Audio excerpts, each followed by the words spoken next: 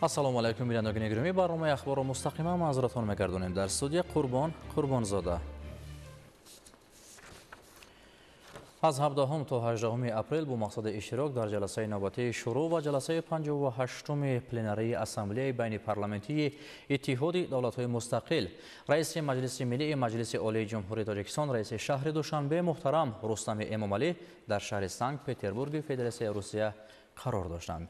гузориши ҳамкоронамон. 17 апрел раиси маҷлиси миллии маҷлиси олии ҷумҳурии Тоҷикистон, раиси шаҳри Душанбе муҳтарам Рустами Эмомалӣ барои иштирок дар ҷаласаи навбатии шуро ва ҷаласаи 58-уми пленарии ассамблеяи байнипарламентии иттиҳоди давлатҳои мустақил вориди шаҳри Санкт-Петербурги Федератсияи Россия шуданд. дар фурудгоҳи байналмилалии Пулкова меҳмони олиқадр раиси маҷлиси миллии маҷлиси олии ҷумҳурии Тоҷикистон, раиси шаҳри Душанбе муҳтарам Рустами Эмомалиро намояндагони расмии шӯрои ассамблеяи байнипарламентии иттиҳоди давлатҳои мустақил, маъмурияти шаҳри Санкт-Петербург, сафири фавқулода ва мухтори ҷумҳурии Тоҷикистон дар Федератсияи Россия ва дигар шахсони расмӣ самимона истиқбол гирифтанд. дар доираи сафари кории худ дар шаҳри Санкт-Петербург, раиси маҷлиси миллии маҷлиси олии ҷумҳурии Тоҷикистон, раиси шаҳри Душанбе муҳтарам Рустами Эмомалӣ бо раиси Сенати олии маҷлиси ҷумҳурии Узбекистон Танзила Нарбаева мулоқот анҷом доданд. зимни бохӯри ҷонибҳо вазъи имрӯза ва дурнамои муносибатҳои ҳамкории стратегӣ ва ҳампаймонии Тоҷикистону Узбекистонро ки дар заминаи эътимоду боварии мутақобила рушду тавсия меёбад баррасӣ намуданд. имзои аҳдномаи байни ду кишвар дар бораи муносибатҳои ҳампаймонӣ рӯйдоди муҳими таърихӣ номида шуд. ҳарду ҷониб аз тавсияи бемайлони равобити байнипарламентии маҷлиси миллӣ ва сенати олии маҷлис изҳори қаноатмандӣ намуданд. ҷонибҳо ба рушди босуръати муносибатҳои ду давлат дар соҳаҳои мухталифи ҳамкорӣ таваҷҷӯҳ зоҳир карда, густариши минбаъдаи робитаҳои тиҷоративу иқтисодӣ ва фарҳангию гуманитариро муҳим шумориданд. дар идомаи суҳбат доир ба масъалаҳои умдаи минтақавӣ ва байналмилалӣ табодули афкор анҷом дода шуд. дар шаҳри Санкт-Петербург, раиси маҷлиси миллии маҷлиси олии ҷумҳурии Тоҷикистон, раиси шаҳри Душанбе муҳтарам Рустами Эмомалӣ бо раиси ассамблеяи байнипарламентии давлатҳои иштирокчии иттиҳоди давлатҳои мустақил, раиси шӯрои федератсияи маҷлиси федералии Федератсияи Россия муҳтарам Валентина Матвиенко мулоқот намуданд. таъкид гардид ки саҳми робитаҳои байнипарламентӣ аз ҷумла фаъолияти густурдаи комиссия оид ба ҳамкории байни маҷлиси миллӣ ва шӯрои федератсия дар таҳкими муносибатҳои бисёрҷонибаи Тоҷикистон ва Россия назаррас аст. ҷонибҳо аз тамоюли мусбати рушди ҳамкориҳои иқтисодию тиҷоратӣ ва фарҳангию гуманитарӣ миёни ду кишвар изҳори қаноатмандӣ намуданд. дар вохӯри ҷонибҳо оид ба масъалаҳои дигари рӯзномаи байналмилаливу минтақавӣ табодули афкор намуданд. дар шаҳри Санкт-Петербург ҷаласаи навбатии шӯрои ассамблеяи байнипарламентии давлатҳои иштирокчии иттиҳоди давлатҳои мустақил баргузор гардид ки дар он раиси маҷлиси миллии маҷлиси олии ҷумҳурии Тоҷикистон, раиси шаҳри Душанбе муҳтарам Рустами Эмомалӣ иштирок ва суханронӣ намуданд.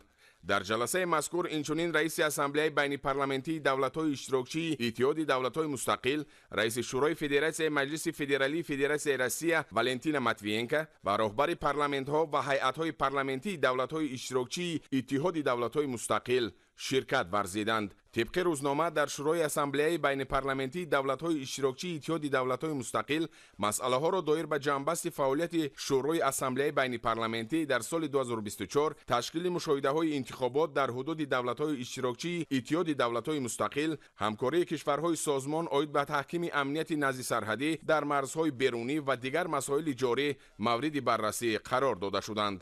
зимни суханронии худ раиси маҷлиси миллии маҷлиси олии ҷумҳурии Тоҷикистон, раиси шаҳри Душанбе муҳтарам Рустами Эмомалӣ оид ба натиҷаҳои интихоботи парламентӣ дар ҷумҳурии Тоҷикистон ибрози назар карда, аз кори мушоҳидони байналмилалии ассамблеяи байнипарламентии давлатҳои иштирокчии иттиҳоди давлатҳои мустақил изҳори қаноатмандӣ намуданд. субҳи 18 апрел дар доираи сафари кории худ дар шаҳри Санкт-Петербург, раиси маҷлиси миллии маҷлиси олии ҷумҳурии Тоҷикистон, раиси шаҳри Душанбе муҳтарам Рустами Эмомалӣ ҳамроҳи роҳбарони ҳайатҳои парламентии давлатҳои иштирокчии иттиҳоди давлатҳои мустақил дар маросими гулгузорӣ дар оромгоҳи ёдгории Пискарёв иштирок намуданд. муҳтарам Рустами Эмомалӣ дар ҳамин ҷо дар назди лавҳаи хотиравии сарбозони қаҳрамони тоҷикистонӣ, ҳимоятгарони шаҳри Ленинград дар солҳои ҷанги бузурги ватанӣ гулдаста гузошта ба хотири шаҳидон арш гузоштанд. دومی روز رئیس مجلس ملی مجلس عالی جمهوری تاجیکستان رئیس شهر دوشنبه محترم رستم امامعلی در قصر توری شهر سنت پتربورگ در کار جلسه 58 پلنری اسمبلی بین پارلمانتی دولت‌های اشتراکچی اتحاد دولت‌های مستقل اشتراک نمودند. در کار جلسه رئیسان پارلمان‌ها و هیئت‌های پارلمانتی جمهوری‌های ارمنستان، بلاروس، قزاقستان، قرقیزستان، آذربایجان، ازبکستان و فدراسیون روسیه اشتراک نمودند.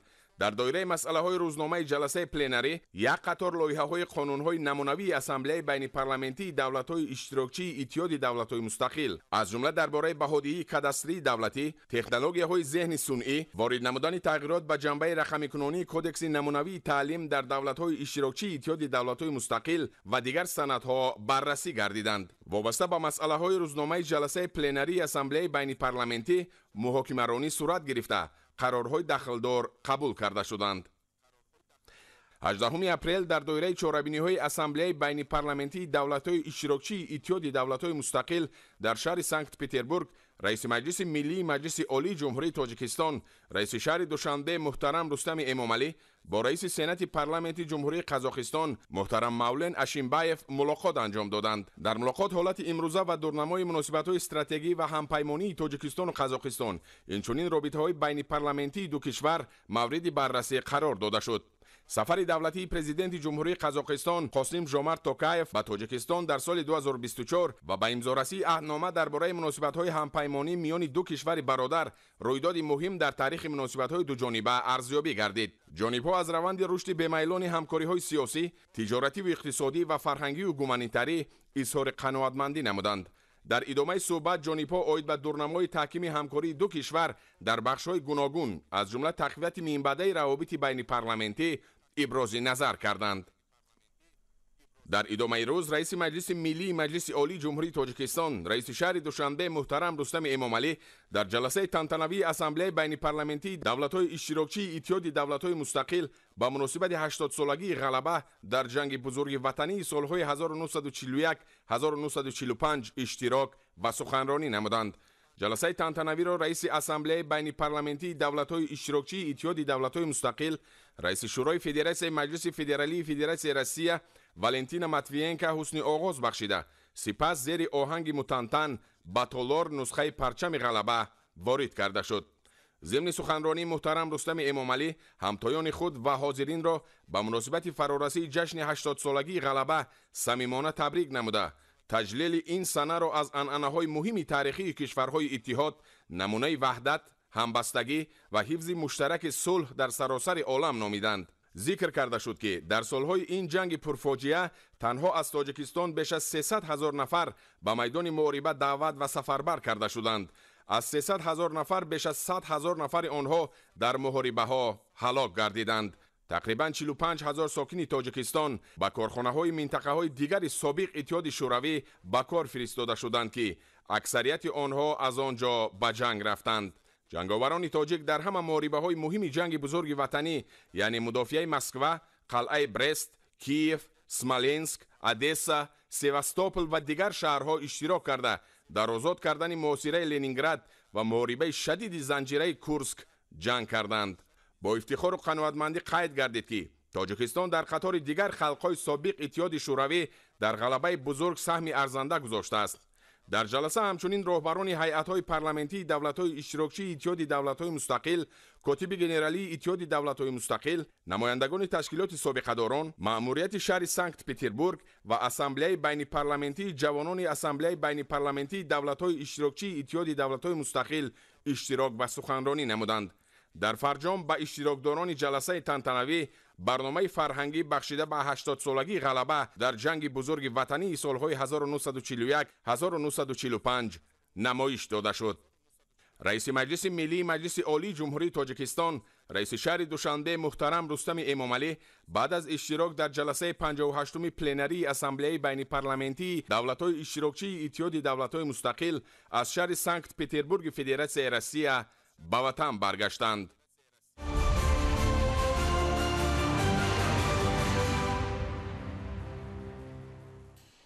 امروز بخشیده به روز پایتخت جمهوری تاجیکستان در شهر دوشنبه برنامه فرهنگی و مراسم جایزه سپاری به غالبان آزمون‌های شهری برگزار گردید. جهانگیر سفرعلی زاده گزارش می‌دهد. ضمن افتتاحی برنامه فرهنگی فراغتی مسئولین مقامات اجرایی حاکمیت دولتی شهر دوشنبه اشتراکچیان را از نام رئیس شهر دوشنبه محترم رستم امامعلی با روز پایتخت تبریک گفتند.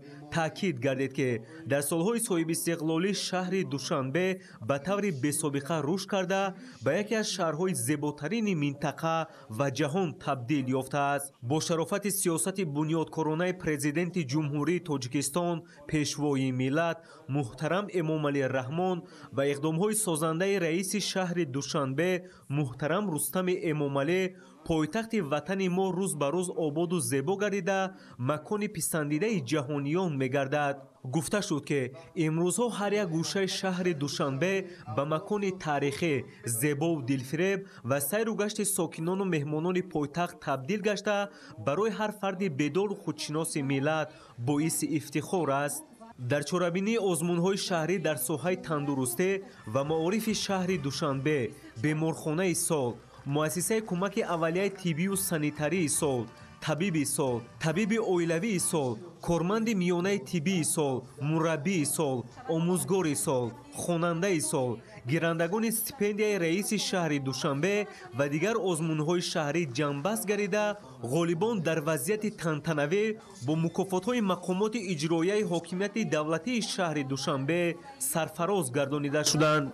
من کوهزاد فتح‌الله محرر ورزه تلویزیون تاجیکستان و غالب آزمون شهری تو قلب تاجیکستان دوشنبه از روی نامیناسیون ایجاد شعر بهترین سزاوار جای اول در این آزمون با نفوذ گردیدم که خود را خیلی سرفراز احساس میکنم. همچون یک ایجادکار خواستم که زیبایی های این شهر را به رشته نظم بکشم و این نیز الهام بخش ما بود شهر دلارای دوشنبه و تمنا میکنیم که این شهر همیشه در 4 فصل سال گل شکوفان و زیبا باشد.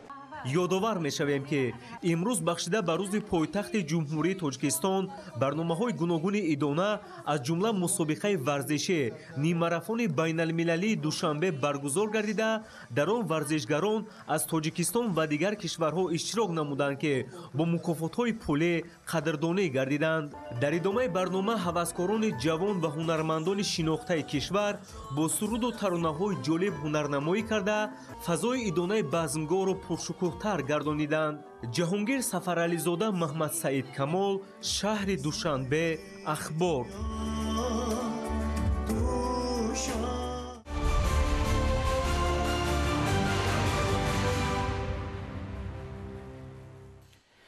روز پایتخت همه ساله در هفته سوم ماه اپریل جشن گرفته می شود. در همین زمینه امروز نیم ماراتون بین المللی اوید به دو برگزار گردید که بهترین دونده ها را از کشورهای جهان به هم آورد.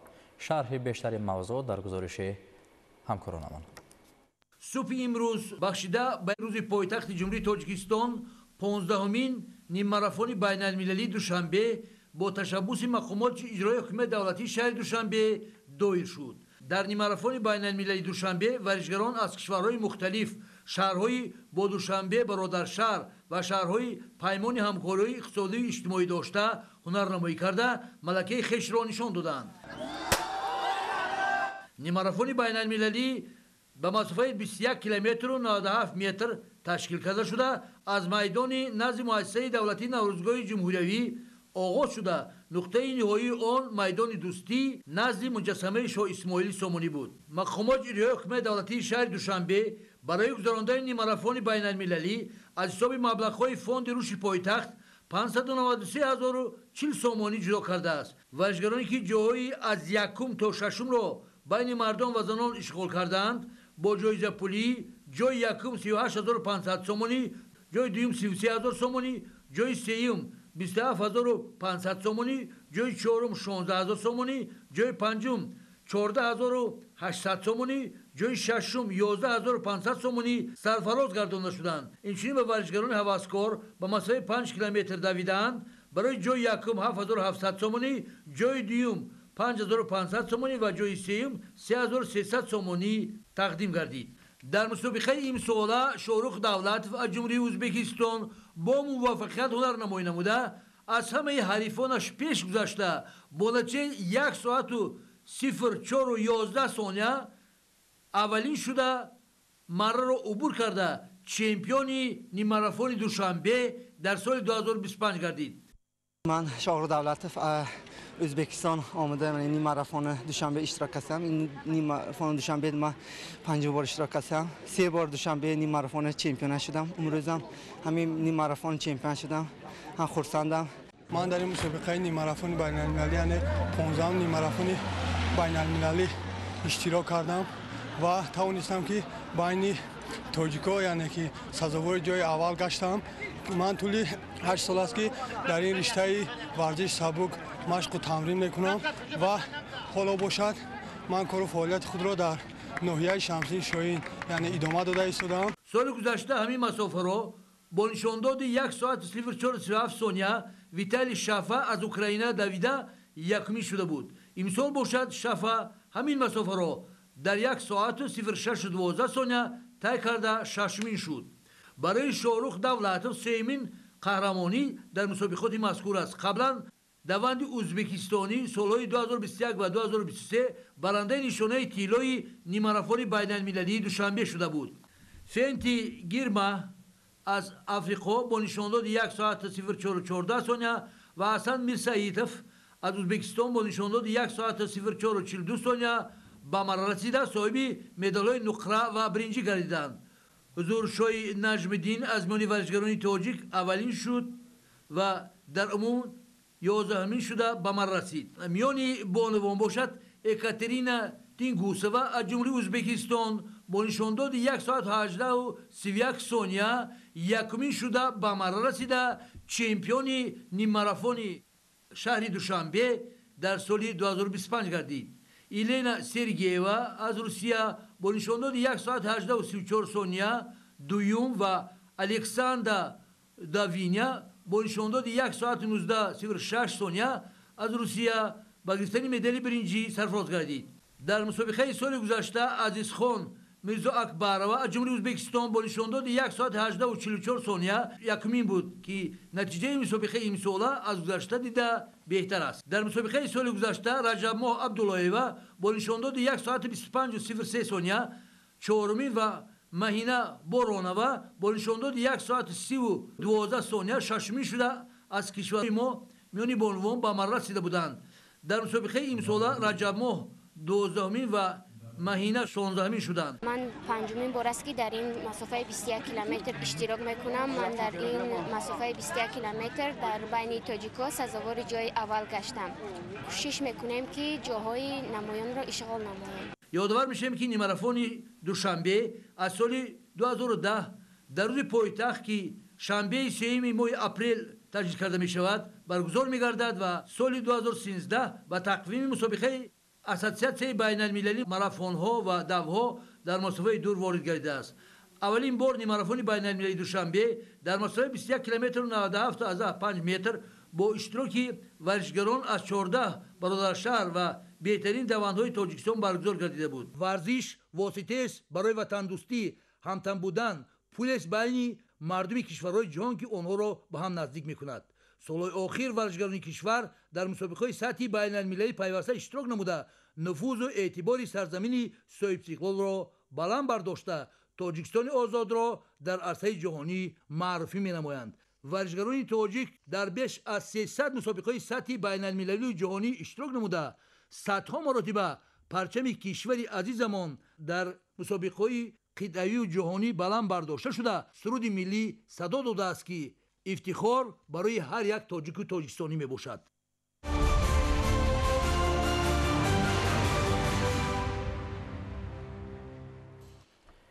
بر اثر بارش باران در چند روز اخیر در حدود جماعت دهات قلعه خنب ناحیه درواز آمدن سیل و کوهپاره به قید گرفته شد. در این مسیر کارهای برطرف سازی عاقبت‌های آفت طبیعی ادامه دارد. گزارش در این خصوص. бар асари боронҳои шадиду пайдарҳами соли равон дар ҳудуди ҷамоати деҳоти қалаи хуми ноҳияи Дарвоз омадани сел ва кӯпора ба қайд гирифта шуд ки дар натиҷа роҳи автомобилгарди аҳамияти байналмилалӣ доштаи Душанбе Кӯлоб қалаи Хум Хоруғро дар километрҳои 103 мавзеи Хостав ва 325 деҳаи Шикеви ҷамоати деҳоти Нулванд инчунин километраи 352 воқеъ дар деҳаи Умараки ҷамоати деҳоти қалаи Хум банд намуд. ҷиҳати сари вақт бартараф намудани ҳолати баймономада ва кушодани роҳи аҳамияти байналмилалӣ дошта техникаю механизмҳо аз ҷониби муассисаи давлатии нигоҳдории роҳҳои автомобилгарди ноҳияи Дарвоз бахши riёсати кумитаи ҳолатҳои фавқулода ва мудофиаи граждании вилояти мухтори Кӯҳистони Бадахшон дар ноҳияи Дарвоз ва лоиҳаи сохтмони роҳи қалаи Хумванҷ даромадгоҳи Рӯшон сафарбар гардиданд. шуруъ аз лаҳзаҳои рух додани офати табиӣ масъулини мақомоти иҷроияи ҳокимияти давлатии ноҳияи Дарвоз барои бартараф намудани оқибати офати табиӣ ва тоза намудани шоҳроҳи байналмилалӣ ва роҳҳои байни деҳа аз хоку гулу сангпораҳо тадбирҳои фаврӣ андешида техникаву механизмҳои заруриро истифода карданд. инчунин роҳҳои байни деҳа ва шоҳроҳҳои байналмилалиро тоза намуда барои ҳаракати бемамонияти нақлиёт ва мусофирон шароитро фароҳам карданд. аз ҷониби мақомоти иҷроияи ҳокимияти давлатии ноҳияи Дарвоз дар мавзеъҳое ки хатари фаромадани сел мавҷуд аст навбатдории шабонарӯзӣ ташкил гардидааст. ин ҳадаф барои сари вақт пешгирию бартараф кардани офати табиӣ дар фасли баҳор равона карда шудааст. дар ҳоли ҳозир роҳҳо аз селу сангчархҳо тоза гардида ҳаракат дар масири аҳамияти байналмилалӣ доштаи Душанбе Кӯлоб қалаи Хум Хоруғ Мурғоб таъмин аст. хушназари Зиё, ноҳияи Дарвоз, ахбор.